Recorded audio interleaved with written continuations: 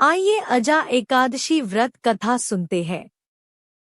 पौराणिक काल में भगवान श्री राम के वंश अयोध्या नगरी में हरिश्चंद्र नाम के एक राजा थे। राजा अपनी सत्यनिष्ठा और ईमानदारी के लिए प्रसिद्ध थे। एक बार देवताओं ने इनकी परीक्षा लेने की योजना बनाई। राजा ने स्वप्न में देखा कि ऋषि विश्वामित्र को उन्होंने अपना राजपाट दान कर दिया है। ये स्वप्न सही समझकर सुबह विश्वामित्र उनके द्वार पर जाकर कहने लगे, तुमने स्वप्न में मुझे अपना राज्य दान कर दिया। राजा ने सत्यनिष्ठ व्रत का पालन करते हुए संपूर्ण राज्य विश्वामित्र को सौंप दिया। दान के लिए दक्षिणा चुकाने हेतु राजा हरिश्चंद्र को पूर्व जन्म के कर्म फल के कारण पत्नी, बेटा एवं खुद को बेचना पड़ा। हरिश्चंद्र को एक डोम ने खरीद लिया, जो श्मशान भूमि में लोगों के दाह संस्कार का काम करवाता था। स्वयं वह एक चांडाल का दास बन गया।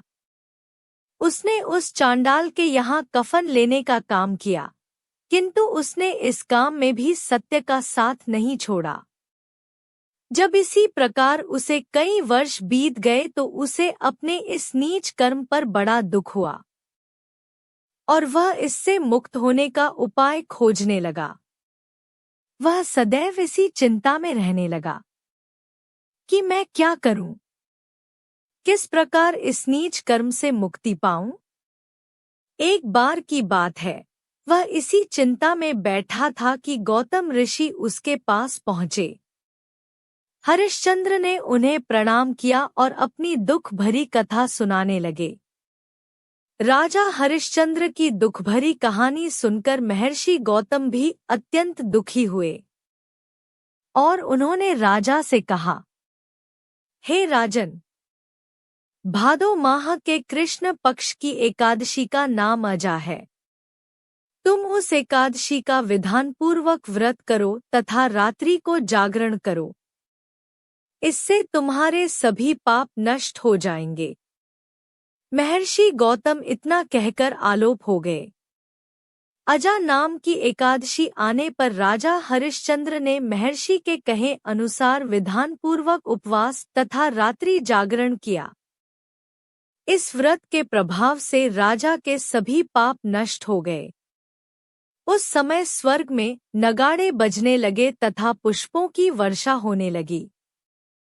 उन्होंने अपने सामने ब्रह्मा, विष्णु, महेश तथा देवेंद्र आदि देवताओं को खड़ा पाया।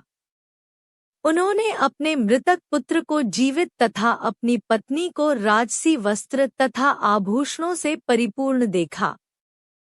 व्रत के प्रभाव से राजा को पुनः अपने राज्य की प्राप्ति हुई। वास्तव में एक ऋषि ने राजा की परीक्षा लेने के लिए यह सब कौतुक किया था, परंतु अजा एकादशी के व्रत के प्रभाव से ऋषि द्वारा रची गई सारी माया समाप्त हो गई और अंत समय में हरिश्चंद्र अपने परिवार सहित स्वर्ग लोक को चला गया। हे राजन, यह सब अजा एकादशी के व्रत का प्रभाव था। जो मनुष्य इस उपवास को विधिपूर्वक करते हैं तथा रात्रि जागरण करते हैं, उनके सभी पाप नष्ट हो जाते हैं और अंत में वे स्वर्ग को प्राप्त होते हैं। इस एकादशी व्रत की कथा के श्रवण मात्र से ही अश्वमेध यज्ञ के फल की प्राप्ति हो जाती है। आपको यह जानकारी कैसी लगी कमेंट बॉक्स पर जरूर बताएं। साथ ही मेरे चैनल को लाइक व सब्सक्राइब करना न भूलें। धन्यवाद।